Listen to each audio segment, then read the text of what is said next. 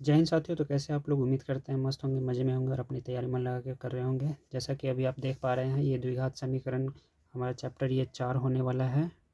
और उम्मीद करते हैं आप लोग तैयारी अपनी मन लगा के कर रहे होंगे। और जैसा कि आप लोग को पता भी है कि आपका एग्ज़ाम बहुत नज़दीक है, तो आइए इसके लिए मैं शॉर्ट नोट्स एक दे देता हूँ ताकि आपको ये एग्ज़ाम में हेल्प करेगा।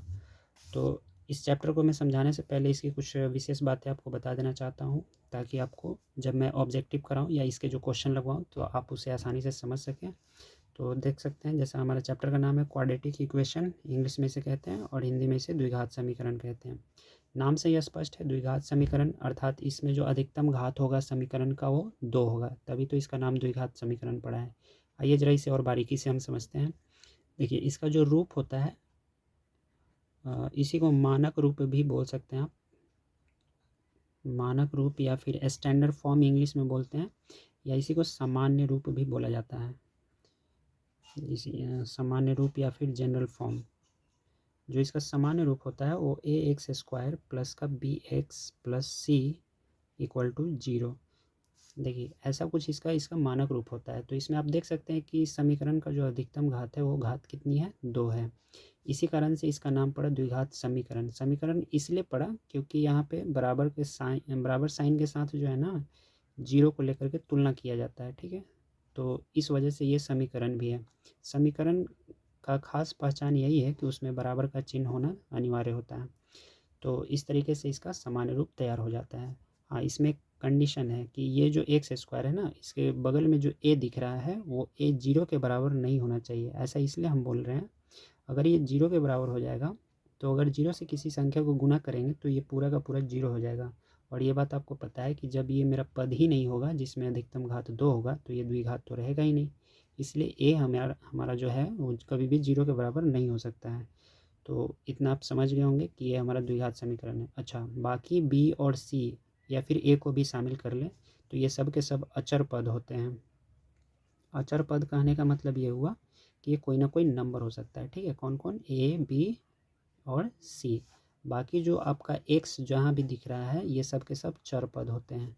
चर पद कहने का मतलब इसका मान चेंज होते रहता है। ठीक है, तो चर पद आपका एक्स हो गया, बाकी ए बी सी अचर पद, यानी कि कोई ना कोई ये फिक्स नंबर होगा जो कि आपको दिया जा सकता है। तो उम्मीद है आपको इतना ये समझ में आ गया होगा। तो ये है हमारा द्विघात समीकरण। अब इसकी कुछ और भी विशेष बातें होती है, जैसे कि इसमें पूछा आपका कि घात क्या होगा। तो नाम से ही स्पष्ट है, चूँकि ये नाम द्विघात है तो इसकी जो अधिकतम घात होगी वही इसका घात कहलाएगा, मतलब कि 2। अच्छा, बात इसमें शून्यक की कर लेते हैं। शून्यक क्या होता है? तो एक्स का ऐसा मान जब आप इस बहुपद में रखेंगे, मतलब द्विघात समीकरण में जब आप भरेंगे एक्स का मान, तो ये पूरे समीकरण को 0 कर देगा। तो जब 0 के बराबर लाने वाला एक्स का जो मान होगा ना, उसी को हम शून्यक कहते हैं। अच्छा, इसी का एक और नाम है मूल। तो या तो आप शून्यक कह लीजिए या मूल कह लीजिए, इंग्लिश में इसी को रूट या हल भी कह सकते हैं इसी को, है ना। तो हलों की जो संख्या होती है ना, ये सब एक ही है। इनकी जो संख्या होगी वो संख्या आपका 2 होगा। ठीक है, जिसे हम अल्फ़ा और बीटा बोलते हैं। यही आपका जो होगा शून्यक या फिर हल होगा। अल्फ़ा एक को बोलेंगे, एक को बीटा। हमेशा ये बात ध्यान में रखिएगा कि जो द्विघात समीकरण होता है उसके 2 हल निकलते हैं, एक अल्फ़ा और एक बीटा। एक को अल्फ़ा से सूचित करेंगे, एक को बीटा से। इसमें कुछ ज़्यादा समझने जैसा कुछ है नहीं, बस इतना, अल्फ़ा एक चिन्ह होता है, बीटा भी एक चिन्ह होता है, ऐसा कुछ नहीं है इसमें घबराने जैसा। तो उम्मीद है आपको इतना बात समझ में आ गया होगा। चलिए अब आगे इसमें बात करते हैं। हाँ, अगर अल्फ़ा और बीटा इसके 2 शून्यक निकाल लेते हैं तो इसमें पूछेगा आपसे कि शून्यकों का, ये एक तरह का फॉर्मूला भी बन गया। ठीक है, आपका शून्यकों का योग पूछ सकता है, मतलब अल्फ़ा और बीटा को जोड़कर बताइए। ठीक है, तो इसके लिए फार्मूला चलता है -b/a।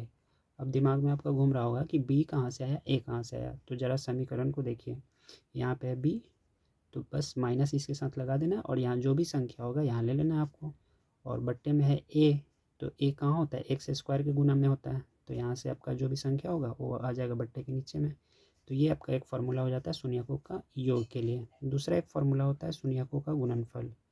शून्यकों का गुणनफल मतलब दोनों जो शून्यक निकलेंगे अल्फ़ा और बीटा, उनका आपसे बोलेगा कि गुना करके बताइए या फिर उसका गुणनफल, मतलब अल्फ़ा इंटू बीटा। ठीक है, तो इसका जो फार्मूला होता है c/a। अब c यहीं से लेंगे, जो अंतिम पद होगा उसे c के जगह पे ले लेंगे, और a का जो मान होगा x² का जो गुना में होगा वो a का मान हो जाएगा।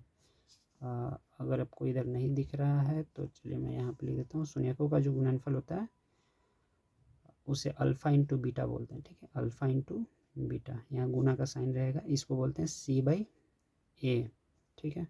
अब c कहाँ से लाएंगे, ये जो अंतिम पद देख रहे हैं आप c, वो हो जाएगा a हमारा जो x² के गुना में रहेगा, तो ये हो जाएगा अल्फ़ा इंटू बीटा मतलब c/a।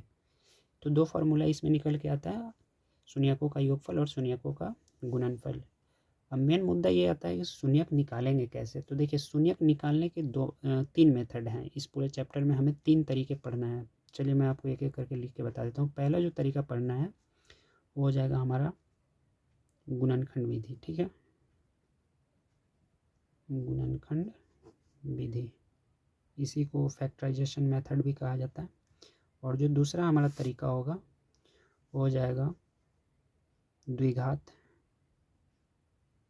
द्विघात समीकरण सूत्र, ठीक है, वो मैं अभी लिख कर दिखा दूंगा आपको कि द्विघात समीकरण सूत्र कैसा होता है।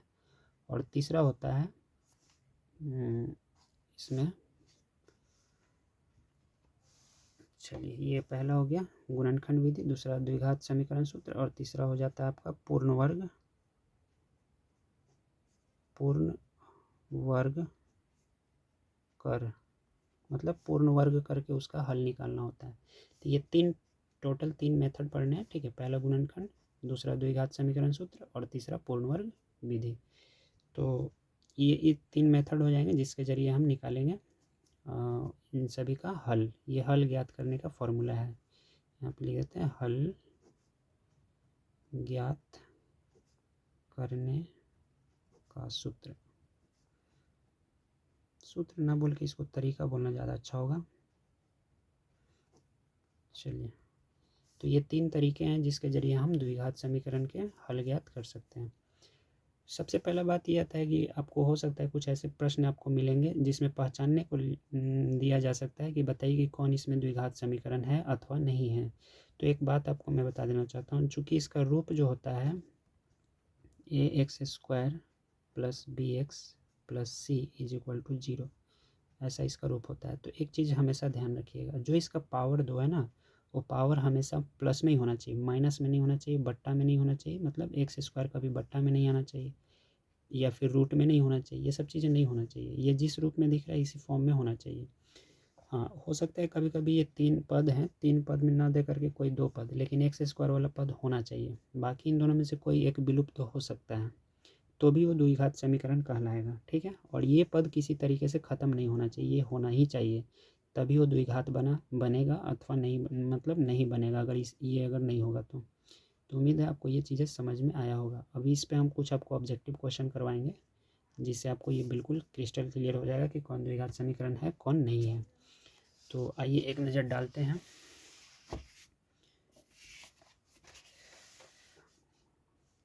तो चलिए, उम्मीद है आपको ये दिख रहा होगा। जैसा कि यहाँ पर आप देख रहे हैं, पहला जो प्रश्न है, निम्नलिखित में कौन द्विघात समीकरण नहीं है। पहले तो यही प्रश्न मिल गया कि कौन द्विघात समीकरण है या नहीं है, यही आपको पहचानना है। ये तो आप देख सकते हैं कि यहाँ पे पहला प्रश्न ये पूछता है कि निम्नलिखित में कौन द्विघात समीकरण नहीं है। इसमें पूछा ये जा रहा है कि कौन समीकरण नहीं है, ठीक है। तो आप देख सकते हैं ध्यान से, यहाँ पे 3x - का x² बराबर x² + 5। देखिए सभी क्वेश्चन को बारी बारी से आपको चेक करना होगा ध्यान से, तब आपको समझ में आएगा कि कौन द्विघात समीकरण है या नहीं है। तो जैसा कि पहला प्रश्न हमारा ये है, तो इस प्रश्न में अगर इसे हम ये माइनस में इसे ले आएंगे इधर में तो प्लस में हो जाएगा, मतलब जितने भी x² वाले हैं उसको वन साइड अगर लाने का, जैसे कि यहाँ पे देखिए 3x - का x² = x² + 5 ऐसा कुछ है। तो जब x² को वन साइड में आप लेंगे, सपोज हम इधर ही ले आते हैं x² और ये माइनस में तो प्लस में आ जाएगा x², और ये हमारा हो जाएगा +5, और इसे भी ले आते हैं, पहले इसी को लाते हैं, तो ये हो जाएगा हमारा माइनस का 3x, चूँकि इधर प्लस में है तो माइनस का 3x, और तब लिखेंगे +5। तो इसे जब आप जोड़ेंगे ना तो देखिए x² ये हो जाएगा 2x², माइनस का 3x और प्लस का 5, इधर कुछ नहीं बचा तो 0। अब इधर 0 लिखिए चाहे इधर लिखो, कोई फ़र्क नहीं पड़ता है। तो इस तरह से आप देख सकते हैं द्विघात समीकरण है, लेकिन पूछ रहा है प्रश्न कि कौन नहीं है। अब नेक्स्ट इसी तरीके से ऑप्शन जो दिया गया है ए प्लस, यहाँ देखिए x+2 का होल स्क्वायर, आपको पता होगा a + b का होल स्क्वायर फार्मूला आपको याद होगा। तो उस फार्मूले पे जब आप इसे तोड़ेंगे तो मैं यहाँ लिख लेता हूँ x+2 का whole square is equal to 2 into x² minus का 5। देखिए जब फार्मूला आपको याद होगा ना तो बहुत तेज़ी से आप इसे कर पाएंगे। तो ये इसको लिखना होगा x² की जगह पे, मतलब a + b का होल स्क्वायर में होता है पहले a² तो x² हो जाएगा, फिर बाद में होता है +2ab, तो 2 a की जगह पे x, b की जगह पे 2, मतलब यहाँ डॉट देख लेते हैं x इंटू 2, और फिर प्लस का b² यानी कि 2 का स्क्वायर। अच्छा फिर बराबर आ जाएगा, इन सबको आप 2 से मल्टीप्लाई कर दीजिए तो 2x² माइनस का 5, 5 दूनी 10।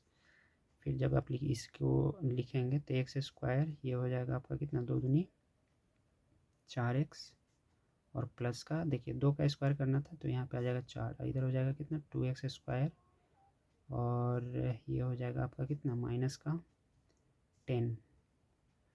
ये था आपका प्लस में था ना, हाँ तो प्लस में सही है। अभी आपको क्या करना होगा, माइनस करना होगा, तो इसको इधर ले आएंगे तो 2x² माइनस का x²। अब बाकी सबको छोड़ दीजिए, उधर कोई दिक्कत नहीं है, ठीक है, क्योंकि इधर में बच जाएगा 4x प्लस का 4, इधर में आ जाएगा माइनस का 10। फिर भी देखिए x² तो बच ही रहा है ना, दो में से वो घटेगा तो आपका x² बचेगा, मतलब ये भी द्विघात समीकरण के फॉर्म में आ रहा है। तो ये ऑप्शन भी द्विघात समीकरण है। हाँ, इसे जब आप तोड़ेंगे तो क्या ये द्विघात समीकरण होगा, ज़रा देख लेते हैं। ये जो कह रहा है कि √2 x बाहर है, ठीक है, +3 का होल स्क्वायर, फिर 2x² प्लस का 6। तो इसे जब आप लिखेंगे तो एक जगह पे इन सब का होल स्क्वायर करना होगा, तो आपको पता है कि स्क्वायर से रूट कट जाता है, मैं थोड़ा जल्दी में कर लेता हूँ। तो ये हो जाएगा कितना 2, और x पे भी स्क्वायर होगा तो ये फाइनली इतना होगा, और प्लस का 2ab, तो 2 इंटू √2x, x बाहर रहेगा, इंटू 2ab, तो ये a² मतलब पूरे का ये स्क्वायर होने के बाद इतना होगा a² प्लस 2ab और प्लस b² यानी कि 3 का स्क्वायर है, और इधर में आ जाएगा कितना 2x² प्लस का 6। तो देखिए 2x² 2x², जब इधर इसको लीजिए चाहे इसको इधर लीजिए, माइनस मतलब ये कैंसिल हो जाएगा, माइनस प्लस होने के बाद ये कैंसिल हो जाएगा, तो x² पद ही मेरा गायब हो गया। तो ये द्विघात समीकरण नहीं हो पा रहा है क्योंकि x² कहीं भी नहीं आ पाएगा। तो यही आपका जो राइट आंसर होगा ना ऑप्शन सी हो जाएगा, ये द्विघात समीकरण नहीं है। नेक्स्ट क्वेश्चन क्या कहता है, निम्नलिखित में कौन सा द्विघात समीकरण है। अब इसमें पहचाना है कि कौन द्विघात समीकरण है। तो देखिए ये पावर 3 वाला है, और इसका जब फॉर्मूले पे ले चलेंगे तो ये इसमें पावर 2 आएगा, जब फॉर्मूले पे तोड़ेंगे तो ये पावर 3 वाला है, ये पावर 2 है, ठीक है। तो द्विघात समीकरण कौन है, तो ये तो बिल्कुल नहीं होगा क्योंकि पावर 3 वाला अधिकतम घात इसमें 2 ही आना चाहिए, 2 से ऊपर घात नहीं आना चाहिए, तो ये तो घात 3 आ रहा है, ये नहीं होगा। अच्छा इसमें अधिकतम घात 2 दिख रहा है, बाकी कहीं और घात नहीं है, तो अधिकतम घात 2 होने के कारण ये, अच्छा ये द्विघात समीकरण ये तो नहीं होगा, यहाँ पे भी अधिकतम घात इतना है और ये माइनस में है तो ये प्लस में आ जाएगा, ठीक है, तो ये भी आपका इधर आके माइनस होगा। अच्छा इन दोनों में देखिए चेक कर लेते हैं, ठीक है, तो पहले इसी को चेक कर लीजिए, 3x² प्लस का 2 is equal to 3 minus x का होल स्क्वायर प्लस का 4, ये तो इधर सही है, इसको जब आप ले चलेंगे तो 3 का स्क्वायर हो जाता है 9, और फिर आ जाएगा प्लस का 2ab, तो 2 ए की जगह पे 3 और बी की जगह, अच्छा ये -2ab होगा क्योंकि माइनस में a माइनस बी का होल स्क्वायर पे 2a, बी की जगह पे x, और फिर प्लस का ये हो जाएगा आपका, देखिए यहाँ पे हो जाएगा a9 मतलब a² माइनस का 2a, ए की जगह पे 3 और बी की जगह पे x, तो 2ab हो गया। उसके बाद आता है b², तो यानी कि 3 का x का स्क्वायर, ठीक है, और प्लस का 4, ये स्क्वायर के फॉर्म में आएगा। उसके बाद यहाँ हो गया आपका 3x² प्लस का 2, तो ये जो होगा आपका कितना हो जाएगा, देखिए 9 9 4 13, ये जुड़ जाएगा, ठीक है। चलिए इन दोनों को पहले x² को लिख लेते हैं, तो x² और ये हो जाएगा 3 दूनी 6 माइनस का 6x, और ये 9 4 13। तो बाकी उससे कोई मतलब नहीं है, हमें तो एक्स स्क्वायर सिर्फ देखना है। तो देखिए इसको जब आप इधर ले आएंगे तो ये माइनस में जाएगा, तो 3 में से 2 घटेगा, मतलब 3 एक्स स्क्वायर में से वो एक्स स्क्वायर घटेगा, तो यहाँ पे 2 एक्स स्क्वायर बचेगा। तो ये भी एक्स स्क्वायर के फॉर्म में आ रहा है, ठीक है। तो द्विघात समीकरण यही हो जाएगा। अब यहाँ भी आपको दिख रहा है, लेकिन एक पद यहाँ पे क्या है, रूट के अंदर है, ठीक है। तो ये द्विघात नहीं हो पाएगा, मतलब द्विघात है लेकिन पूरी तरह से बहुपद के फॉर्म में नहीं है, द्विघात समीकरण के फॉर्म में नहीं आ पाएगा, क्योंकि इसका पावर माइनस में आ जाए, सभी का पावर प्लस में आना चाहिए। देखिए द्विघात समीकरण का जो रूप हमने बताया था, ए एक्स स्क्वायर प्लस का बी एक्स प्लस का सी इज इक्वल टू 0। सभी एक्स का पावर जो होना चाहिए ना प्लस में होना चाहिए और पूर्ण संख्या होना चाहिए। यहाँ पे ये रूट में दिया गया अंदर में, तो इसका कभी भी रूट वाले का, जैसे रूट एक्स लिखा हुआ है, और इसका जब आप लिखेंगे पावर के फॉर्म में, तो ये हो जाएगा 1/2, तो ये तो बट्टा में आ जाएगा, जिस कारण ये वाला जो होगा समीकरण ये द्विघात नहीं कहलाएगा। आपका ऑप्शन ये हो जाएगा, ठीक है। चलिए सही है। अब इसके बाद इसमें आते हैं, तो निम्नलिखित में से कौन द्विघात समीकरण नहीं है। इसमें पूछ रहा है कौन नहीं है, तो कौन नहीं है इसके लिए देखिए, अब ये वाला जब इधर आएगा तो यहाँ 2 में से एगो घटेगा, तो एगो बच जाएगा, यानी कि ये है। और यहाँ पे आते हैं तो ये पावर 3 है, अच्छा पावर 3 है और ये है, तो ये भी यही आपका ऑप्शन हो जाएगा, क्योंकि पावर 3 वाला है। जब इसको इधर से स्क्वायर के फॉर्म में लाएंगे ए माइनस बी का होल स्क्वायर में, तो ये एक्स स्क्वायर होगा, और इसको इधर ले आएंगे तो ये प्लस में हो जाएगा, प्लस माइनस कैंसिल, फिर भी पावर 3 तो है, यानी द्विघात समीकरण ये नहीं होगा आपका, ठीक है। अब आगे चेक करने का ज़रूरत ही नहीं है। अब यहाँ पे आइए, निम्नलिखित में कौन द्विघात समीकरण नहीं है। इसमें पूछ रहा है कौन द्विघात समीकरण नहीं है, तो देखिए ये बट्टा में है, यही है जो ऑप्शन नहीं होगा द्विघात समीकरण, बाकी इस सब में आएगा द्विघात, इसमें भी आएगा इसमें भी आएगा, ठीक है। तो द्विघात समीकरण कौन नहीं है, तो ये ऑप्शन हो जाएगा आपका। देखिए इसका जब स्क्वायर से गुना होगा तो पावर 3 हो जाएगा, इसमें भी पावर 3 आ जाएगा, दोनों कैंसिल, फिर पावर 2 वाला बचेगा। आपको फार्मूला हो ये अगर याद होगा, ए प्लस बी का होल क्यू, तो उस पर जब आप बैठाइएगा तोड़िएगा तो पावर 2 वाला बचेगा, तो द्विघात समीकरण होगा। लेकिन इसमें कह रहा है कि कौन द्विघात समीकरण नहीं है, तो ये बट्टा में जा रहा है ना, और जब बट्टा में कोई भी चीज़ जब बट्टा में देखी रहता है उसको बट्टा हटाते हैं, जैसे 1/x² लिखा हुआ है, तो जब ये पावर ऊपर ले चलेंगे 20 का बट्टा ही ख़त्म करेंगे, तो ये हो जाएगा पावर माइनस में, -2 लिखना पड़ेगा, तो ये माइनस में आ रहा है। कभी भी अगर पावर माइनस में आता है तो समीकरण द्विघात समीकरण की गिनती में नहीं आ पाएगा, सभी जगह से सही होना चाहिए। तो ये भी आपका मतलब गलत, यानी कि यही नहीं है इसका समीकरण। अब देखिए क्वेश्चन नंबर 5 में, निम्नलिखित में कौन द्विघात समीकरण है। इसमें पूछ रहा है कौन द्विघात समीकरण है, तो ये तो पावर 1 वाला है, ये तो गलत है। अगर इसकी बात करें तो ये द्विघात समीकरण है, देखिए ये तो पूर्ण रूप में है ही, ए एक्स स्क्वायर प्लस माइनस कुछ भी हो सकता है वो चलेगा, बी एक्स प्लस सी, ये द्विघात समीकरण आपका हो जाएगा। तो क्वेश्चन नंबर 5 के लिए ऑप्शन बी। क्वेश्चन नंबर 6, द्विघात समीकरण इतना का घात बताना है। तो घात मैंने पहले ही बता दिया था, किसी भी द्विघात समीकरण का घात कितना हो जाता है, 2। निम्नलिखित में से कौन सा द्विघात समीकरण है, अब इसमें बताना है कौन द्विघात है। देखिए ये तो बटा में, ये तो ऑलरेडी नहीं होगा, ठीक है। द्विघात समीकरण देखिए यही आपका, लेकिन ये रूट में है ना, तो ये भी नहीं होगा। द्विघात समीकरण इसमें कौन हो जाएगा, पावर 2 वाला ही भी है, पावर 2 इधर भी है, अच्छा इधर वाला में देखिए ये आ जाएगा पावर 4 आ जाएगा, ठीक है। तो ये भी नहीं होगा, यानी कि ऑप्शन आपका सी ही द्विघात समीकरण हो जाएगा। जब इसे हल करेंगे तो ये द्विघात समीकरण के फॉर्म में आ जाएगा। निम्नलिखित में कौन द्विघात समीकरण नहीं है, इसमें पूछ रहा है कि कौन नहीं है। तो देखिए इसका स्क्वायर के फॉर्म में, ये भी स्क्वायर के, अच्छा नहीं है समीकरण कौन नहीं है, तो ये द्विघात समीकरण के फॉर्म में आएगा, क्योंकि पावर 3 सॉरी पावर 2 वाला आएगा और इसके साथ 3 गुना करेगा और ये जाके उधर घटेगा, तो यहाँ पे 2 को तो बचेगा ना एक्स स्क्वायर, तो ये इसका हो जाएगा। लेकिन इसमें पूछ रहा है कौन नहीं है, अच्छा इसको अगर इधर लाएंगे तो ये भी माइनस में जाएगा, यानी कि ये भी एक्स स्क्वायर बचेगा, ये भी कैंसिल नहीं हो रहा है पूरी तरह से, मतलब कि द्विघात समीकरण है।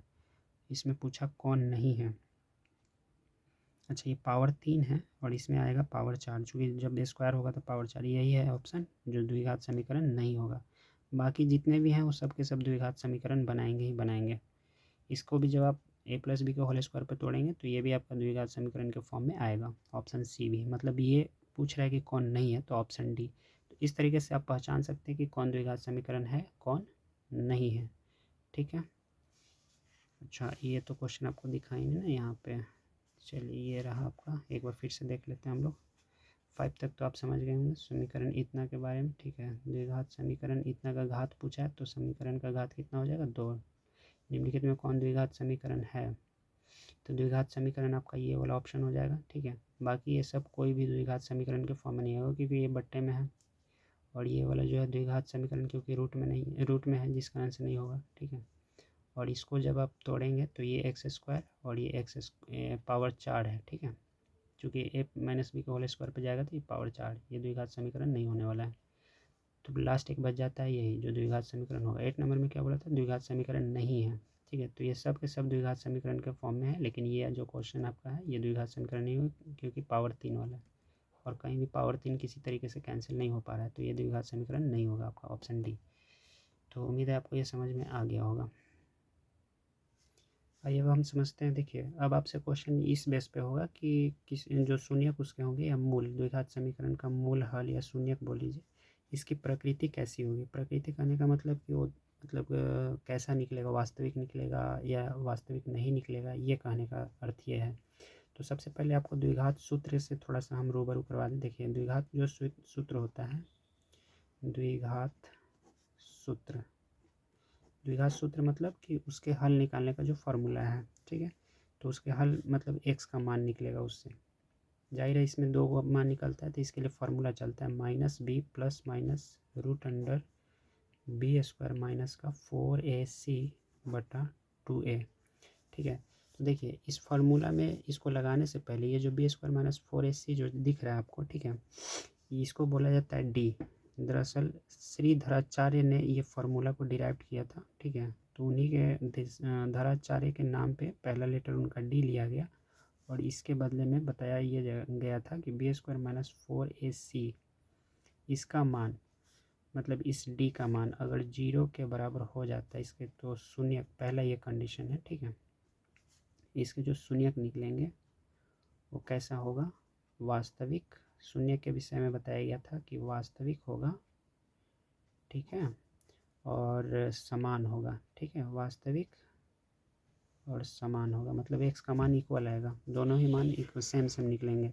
दूसरा कंडीशन ये बताया गया था कि अगर डी का मान, डी का मतलब बी स्क्वायर माइनस 4ac, अगर ये 0 से बड़ा हो जाता है, ठीक है, डी का मान 0 से अगर बड़ा हो जाता है तो इसका जो शून्यक होगा, इसके जो शून्यक होंगे वो कैसा होगा, वास्तविक, वास्तविक एवं असमान। असमान का मतलब ये हुआ कि ये अलग अलग होगा, ठीक है, वास्तविक होगा और असमान। तीसरा कंडीशन ये था कि अगर डी का मान छोटा हो जाता है 0 से, तो इसके जो शून्यक निकलेंगे, इसके जो शून्यक होंगे वो हो जाता है अवास्तविक, अवास्तविक या फिर काल्पनिक, इसी को काल्पनिक भी कहा जा सकता है। इस तरीके से इसका शून्यक हो सकता है। तो ये जो फार्मूला था डी, मतलब धराचार्य ने बताया था इस फार्मूले को, इसीलिए डी से रिप्रेजेंट किया जाता है इसे।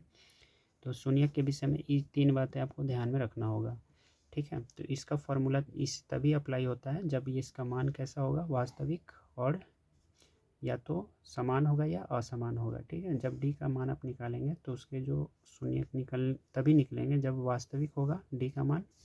वास्तविक आने का मतलब कोई ना कोई संख्या होगा, ठीक है, और वो वास्तविक संख्या होगा, ठीक है। और इसके समान कब होंगे, जब 0 के बराबर आएगा डी का मान। 0 से अगर बड़ा होगा तो असमान, मतलब अलग अलग उसके मान निकलेंगे, जो 2 शून्यक निकलेंगे। अगर डी का मान 0 से छोटा होगा ना तो मतलब मान निकलेगा ही नहीं, अवास्तविक हो जाएगा, वो काल्पनिक हो जाता है। तो इस तरीके से आप इसकी, यही होती है मूल की प्रकृति, ठीक है। आइए अब हम देखते हैं। देखिए मूल की प्रकृति से रिलेटेड कुछ क्वेश्चन यहाँ पे है। कहता है कि यदि समीकरण इतना 3x square minus 10x plus 3 is equal to 0 का एक मूल कितना होता है, 1/3 होता है, तो दूसरा मूल क्या होगा ये आपको बताना है। तो एक चीज़ समझिए, एक मूल यहाँ पे दे दिया है, तो आपको पता है कि अल्फ़ा प्लस बीटा, यहाँ पे अल्फ़ा प्लस बीटा का मान मैंने बताया था, आपको याद होगा, अल्फ़ा प्लस बीटा यानी दोनों मूल्यों का योग जो होता है -b/a होता है, ठीक है। तो एक मूल दे दिया है, मतलब अल्फ़ा या फिर बीटा कोई भी आप मान रख सकते हैं उसके जगह पे, इसको आप अल्फ़ा या फिर बीटा मान सकते हैं। ये जो मूल कह रहा है ना, तो इसको कुछ भी आप मान सकते हैं। मान लेते हैं हम अल्फ़ा ही मान लेते हैं। यहाँ पे 1/3 के साथ बीटा जोड़ा हो गया होगा, दूसरा इसका मूल जोड़ा गया होगा, जो कि हमें नहीं पता, यही हमें बताना है। और माइनस बी बाई ए के बराबर इसका मूल निकलेगा। तो माइनस बी कहाँ से लेंगे, तो बी का मान आपको पता है कि एक्स के साथ होता है, तो फॉर्मूले का माइनस, और ये ऑलरेडी -10 दे रखा है, तो -10। ए का मान एक्स स्क्वायर के साथ होता है, तो यहाँ से ले लेंगे ए। अभी इसको क्या करेंगे, तो ये प्लस में आ जाएगा, ठीक है। तो इसे आप लिख सकते हैं 1/3 प्लस का बीटा, ये माइनस माइनस प्लस 10/3, 10/3। तो बीटा का जब आप मान निकलने चलेंगे तो यहाँ पे 10/3 और ये माइनस का 1/3, तो इसमें से जब आप माइनस करेंगे तो ये हो जाएगा कितना, 9/3। 3 से आप जब 9 को कैंसिल करेंगे तो 3 बार में ये कट जाएगा, तो बीटा का मान कितना निकला, 3। तो इसका राइट ऑप्शन हो जाएगा डी।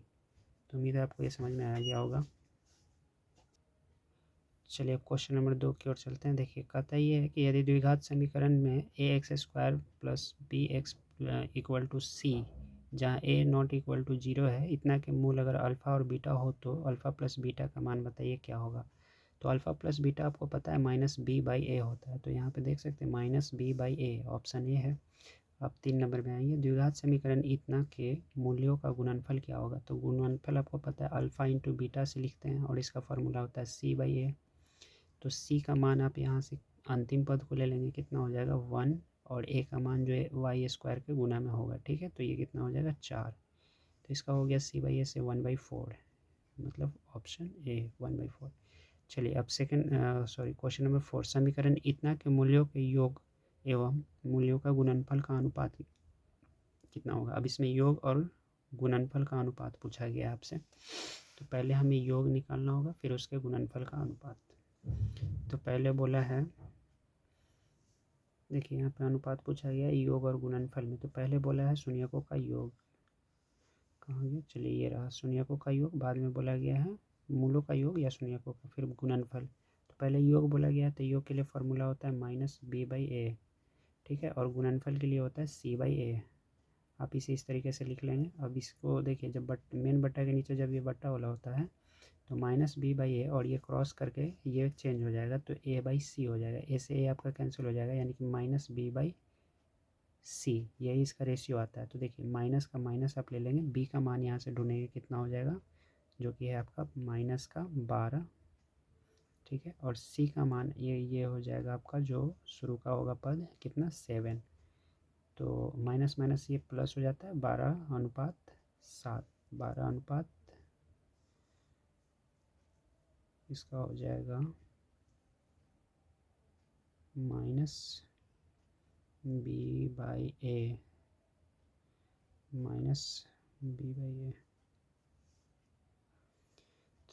यहाँ पे जो a का मान, c का मान कितना भरना था, यहाँ पे गलत हो गया ना, 7 नहीं, यहाँ पे हो जाएगा आपका 18, ठीक है। तो आप यहाँ भर देंगे 18, तो 12/18, ठीक है। अब इसे आप काटेंगे 6 के पारा से, 6 दूनी 12, 6 तिया 18, यानी कि 2:3 इसका हो जाएगा 3, 2:3, ऑप्शन डी। चलिए क्वेश्चन नंबर 5 में आते हैं। अब देखिए हमें क्वेश्चन नंबर 5 आपका क्या दिया गया है, ये रहा क्वेश्चन नंबर आपका 5। क्या कहता है, यदि द्विघात समीकरण इतना के मूल बराबर हो तो c का मान क्या होगा। देखिए मूल कब बराबर होता है, जब d का मान 0 के बराबर हो जाता है, अभी हमने पढ़ा था।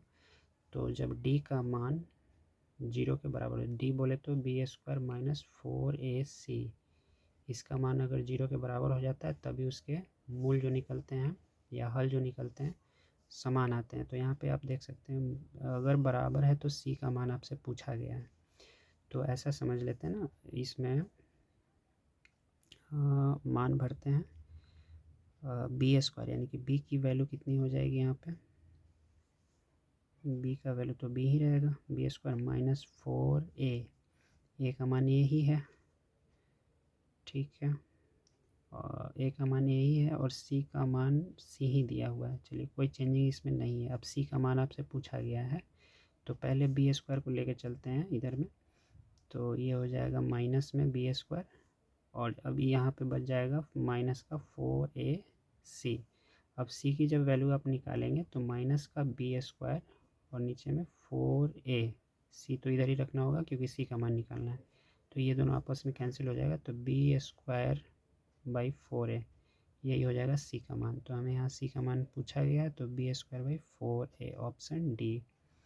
ठीक है, अब एक लास्ट क्वेश्चन है, इसे भी ज़रा आप देख लीजिए। क्वेश्चन नंबर 6 कहता है द्विघात समीकरण इतना के मूलों की प्रकृति क्या होगी। द्विघात समीकरण इतना के मूल की प्रकृति, तो देखिए मूल की प्रकृति निकालने के लिए सबसे पहले हमें निकालना होता है डी। ठीक है, अगर डी का मान पहले निकलेगा तब हमें कंपेयर करना होगा जीरो के साथ। डी का मान जो निकालने का फॉर्मूला होता है b² - 4ac। ठीक है, तो यहाँ से हमें देखना होगा कि b का मान कितना दिया गया है 4। ठीक है, तो 4 का स्क्वायर माइनस का 4ac, a का मान यहाँ से ले लेंगे 4 और c का मान ले लेंगे कितना 1।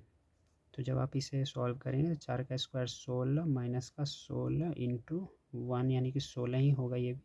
तो 16 माइनस 16, ये 16 कैंसिल हो जाता है, मतलब कि ये जीरो आ गया। तो जब भी डी का मान जीरो के बराबर आ जाता है इसका मतलब कि उसके मूल जो निकलेंगे वास्तविक निकलेंगे और समान निकलेंगे या फिर बराबर निकलेंगे। तो यहाँ पे कहता है वास्तविक और बराबर, ऑप्शन बी।